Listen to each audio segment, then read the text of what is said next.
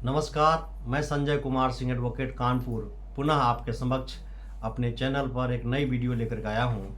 और आज की जो हमारी वीडियो है वो एक बहुत ही दुखद वीडियो है, क्योंकि एक तरफ तो समाज की जो पीड़ा है उसको हम देखते हैं, दूसरी तरफ हमारे प्रति जो सामाजिक ख्याल है उसको भी कहीं ना कहीं आप महसूस करते हैं। तो ये जो वीडियो है वो आपके व्यक्तिगत पीड़ा व समाज के लोगों की जो हमारे प्रति जो एक सोच है उसकी समावेश पे मैंने वीडियो बनाया है। और चूंकि मेरे घर पर हमारे एक बंधु आए हुए थे और वो बंधु जिनके कंधों पर सामाजिक जिम्मेदारी है, और वो जिम्मेदारी किस बात की, तो सुरक्षा की। सोचिए, एक इंसान जो 24 घंटा अपनी जान पे जोखिम लगा करके हमारी आपकी सुरक्षा करता है, लेकिन जब अपने वो घर में ही असुरक्षित हो जाता है और हम जैसे वकीलों के पास जब आता है वो अपनी सलाह लेने, तब याद आता है कैलाश गौतम की वो रचना। और कैलाश गौतम की रचना क्या है, जो हम वकीलों के ऊपर बहुत बड़ी कुठाराघात है। आप जानते होंगे कि कैलाश गौतम ने कभी एक बहुत अच्छी एक रचना पिरोया था और कहा था कि भले डांट घर में तुम बीबी का खाना, भले डांट घर में तुम बीबी का खाना, भले जैसे तैसे गृहस्थी चलाना, भले जाके जंगल में धूनी रमाना, मगर मेरे बेटे कचहरी न जाना। सोचिए, जब उन्होंने इस बात को पिरोया होगा तो कितनी मार्मिक पीड़ा उनके दिलो दिमाग में उठी होगी। और यहाँ तक उन्होंने कहा कि कचहरी की महिमा निराली है बेटे, कचहरी की महिमा निराली है बेटे, कचहरी वकीलों की थाली है बेटे। और आगे क्या कहा, कचहरी पुलिस वालों के लिए साली है बेटे। सोचिए, वकीलों के साथ साथ पुलिस वालों पर भी कमेंट है, लेकिन जब हम वकीलों के ऊपर कोई पुलिस वाले आते हैं अपनी निजी व्यथा को लेकर के, पारिवारिक व्यथा को लेकर के, तब लगता है कि काश कैलाश गौतम कभी किसी पुलिस वाले की पीड़ा समझे होते। काश कैलाश गौतम संजय कुमार सिंह एडवोकेट जैसे तमाम हजारों लाखों जो इस देश में एडवोकेट हैं, उनके पास जब आईआईटी का प्रोफेसर आता है, जब कोई डॉक्टर आता है, इंजीनियर आता है, साइंटिस्ट आता है और राजनेता भी आते हैं अपनी पीड़ा को लेकर के, तब शायद कैलाश गौतम ने ये नहीं सोचा होगा कि जो हम लिख रहे हैं वो हमारे समाज का ही एक अभिन्न अंग, जो कि किसी का बेटा होगा, किसी का भाई होगा, किसी न किसी रूप में हम कहीं ना कहीं जुड़े होते हैं। क्योंकि वकील का जन्म सीधे भगवान से नहीं होता है, सीधे हम अचानक छलांग नहीं लगाते हैं, हम भी कहीं ना कहीं किसी परिवार से जुड़े होते हैं। तो जो आज का मेरा वीडियो है इस बात पर है कि जब भी आप वकील चुनें तो किन बातों पर ध्यान रखें। तो पहली बात तो मैं आपसे ये कहूँगा कि जब आप घर से निकलें पारिवारिक विवाद को लेकर या कोई विवाद को लेकर के, तो पहले आप कैलाश गौतम की उस रचना को आप एक बार यूट्यूब पर आप देखें। तो हो सकता है हमारे प्रति आपकी अगर कोई ऐसी कोई दुर्भावना है तो उससे पहले आप सतर्क हो जाएंगे। पहली बात तो ये। दूसरी बात कि ईमानदारी से आप एडवोकेट को चुनते हैं तो एक चीज़ ध्यान रखिए, और एक बहुत बड़ी बात मैं आपसे कहने जा रहा हूँ कि सफलता के 100 बाप होते हैं, लेकिन विफलता सदैव अनाथ होता है। और ये बात मैं क्यों कहता हूँ कि जब आप सफल होते हैं किसी भी कॉर्नर से, जब आप सफल होते हैं तो उसका श्रेय समाज के भिन्न भिन्न लोगों के ऊपर जाता है, चाहे वो गुरु के रूप में हो, माता पिता के रूप में हो, दोस्त के रूप में हो, या छोटी बड़ी कोई उपलब्धि आपके साथ अगर उसने उस उपलब्धि में साथ दिया है तो वो भी श्रेय लेता है।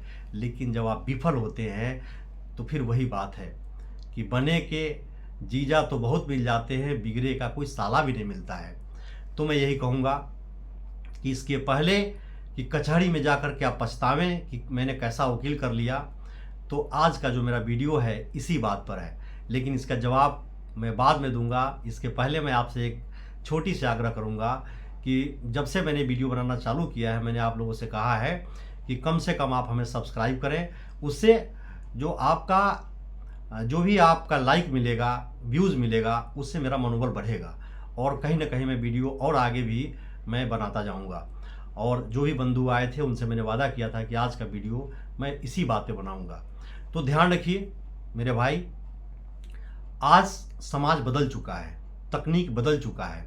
हमारा जो तकनीक है आजकल, चाहे मोबाइल से हो, चाहे कंप्यूटर से हो, चाहे जैसे भी हो, उस पर भी आप देख सकते हैं कि एक बेहतर वकील हम कैसे चुनें। तो आप संजय कुमार सिंह एडवोकेट जैसे उदाहरण के रूप में मैं कहूँ कि आप गूगल पे बोलिए संजय कुमार सिंह एडवोकेट कानपुर नगर, तो हमारी प्रोफाइल खुल जाती है और हमारा जो व्यक्तित्व है, हमने कितने मुकदमे लड़े, कैसे हुआ और कुछ उपलब्धियां हैं तो वो भी सामने आता है। अगर हमारे प्रति कोई गलत ख्यालात है तो वो भी सामने आता है। तो गूगल एक ऐसा सर्च पॉइंट है आज की डेट में कि देश में किसी भी छोटे बड़े वकील का अगर उसने कोई उपलब्धि पाया है, उपलब्धि हासिल किया है, तो गूगल में सर्च करते ही जैसे आप नाम लेंगे आ जाएगा।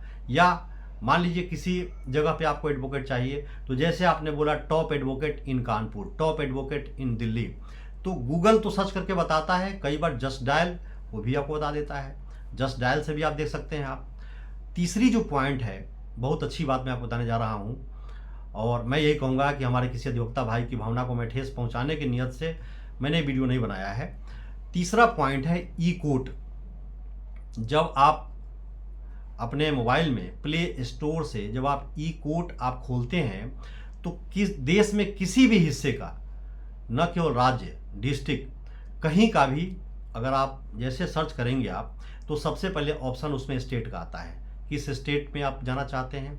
फिर डिस्ट्रिक्ट का आता है, आप उस ऑप्शन को खोलिए। खोलने के बाद में उसमें केस का पॉइंट आएगा, एडवोकेट का आएगा। फिर उसके बाद में आप अगर चाहते हैं तो एडवोकेट देखिए आप, जैसे किसी ने बताया कि अमुक एडवोकेट इस क्षेत्र का सबसे बढ़िया एडवोकेट है, तो आप जैसे प्ले स्टोर से आप डाउनलोड करेंगे ई कोर्ट, तो वहाँ पर उस एडवोकेट को देखिए और देखिए कि उन्होंने कितना मुकदमा लड़ा है, क्योंकि उसमें पेंडिंग से लेकर के डिस्पोजल तक दिखाता है। अगर कोई पेंडिंग है तो भी दिखा देगा कि हाँ इनके पास कितने मुकदमे पेंडिंग है। और सपोज दैट जैसे मान लीजिए आप क्रिमिनल का एडवोकेट चाहते हैं, तो क्रिमिनल का एडवोकेट चाहते हैं तो जाहिर सी बात है क्रिमिनल वर्क उनके पास होना चाहिए। ये नहीं कि देश के भिन्न भिन्न हिस्सों में या बड़े बड़े चौराहों पर बहुत बड़ा बड़ा होर्डिंग लगा हुआ है, लेकिन उनके पास क्रिमिनल वर्क का कोई केस नहीं है, फाइल नहीं है।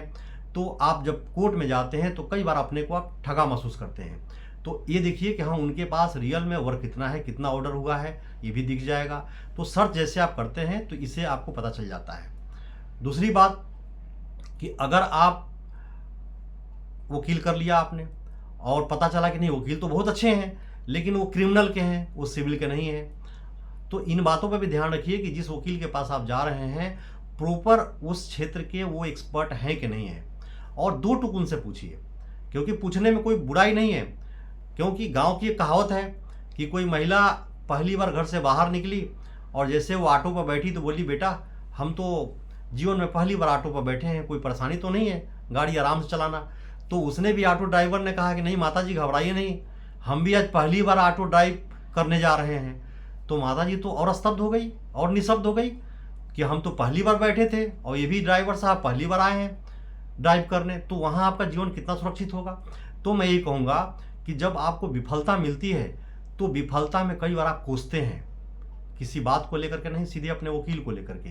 तो वहाँ पर ध्यान रखिए कि जो वकील मैंने किया वो वास्तव में उस क्षेत्र के विशेषज्ञ हैं या नहीं है।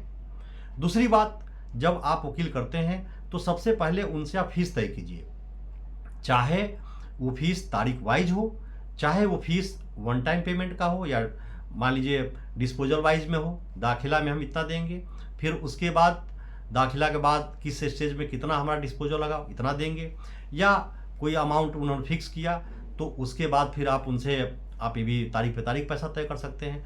तीसरी महत्वपूर्ण बात मैं आपको बता रहा हूँ कि जब भी कोई वकील करते हैं आप, तो इस बात का ध्यान रखिए कि जो कुछ भी पेपर आप उनको देते हैं आप उसकी एक कॉपी अपने पास रखिए, और अगर वो कोई पेपर न्यायालय में दाखिल करते हैं तो उसकी एक छाया प्रति आप अपने पास रखिए।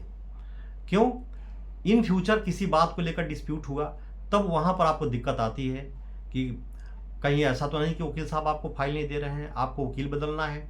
क्योंकि जब वकील बदलने आप जाते हैं तो कई बार क्या होता है, एक समस्या आती है, आपको न्यायाधीश महोदय कहते हैं कि जाओ पहले आप NOC लेकर के आओ। और ये हाई कोर्ट और सुप्रीम कोर्ट में नहीं बल्कि डिस्ट्रिक्ट कोर्ट में भी है कि आपको तमाम मुकदमों में जब तक कोई एडवोकेट एनओसी नहीं देता है तो फिर आपको आपके साथ एक समस्या खड़ी हो जाती है। तो आप इन बातों पर भी ध्यान रखें कि कोई आपको दिक्कत ना हो। बेशक आज की डेट में हमारे अधिकाधिक जो भी भाई हैं वो तुरंत आपको एनओसी दे देते हैं और फिर आप अपना कोई दूसरा वकील कर लेते हैं। तो उस वक्त क्या होता है, मान लीजिए कोई आपको फाइल नहीं मिल रही है, लेकिन जब एक पेपर आपके पास ऑलरेडी पहले से तैयार है तो मैं समझता हूं कि आपको ऐसी दिक्कत नहीं आएगी।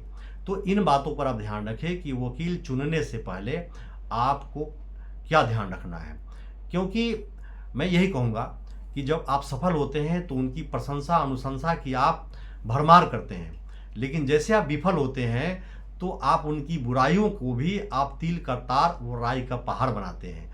तो आज का जो वीडियो मेरा है इसी बात को लेकर के है। और एक बात मैं और कहूँगा कि मैं जब भी कुछ बोलता हूँ तो विदाउट एडिटिंग बोलता हूँ। ज़रूरी नहीं कि शब्दावली बिल्कुल सेम हो, और अगर कोई शब्दावली में शब्दों की चयन में कोई त्रुटि हो तो इस बात को लेकर के भी आप क्षमा करें, क्योंकि बिना किसी एडिटिंग का, बिना किसी कैमरामैन का मैं आपके सामने अपनी संवाद लेकर के आता हूं। तो मैं यही कहूँगा कि आप हमारे इस YouTube चैनल को आप सब्सक्राइब करें, लाइक करें, और आपके व्यूज़ ही कहीं ना कहीं हमारी मनोबल को बढ़ाएगा। और मैं जो कुछ आपको बोलूँगा, आगे भी जो कुछ बताने जाऊँगा, ध्यान रखिए कि बारीकी तो मैं आऊँगा उस पर, लेकिन अभी जो सामाजिक मुद्दे हैं, अभी आपके प्रश्न हैं, या जो भी ऐसी कोई भावना मुझे मिली उस पर मैं वीडियो बना रहा हूँ। फिर उसके बाद आईपीसी, सीआरपीसी, एविडेंस एक्ट या बीएनएस या बीएनएसएस की धाराओं पर भी मैं चर्चा करूँगा। ये तब संभव होगा जब आप भी हमें उत्साहवर्धन करेंगे, आप लाइक करेंगे, सब्सक्राइब करेंगे और कहीं ना कहीं शेयर करेंगे। धन्यवाद।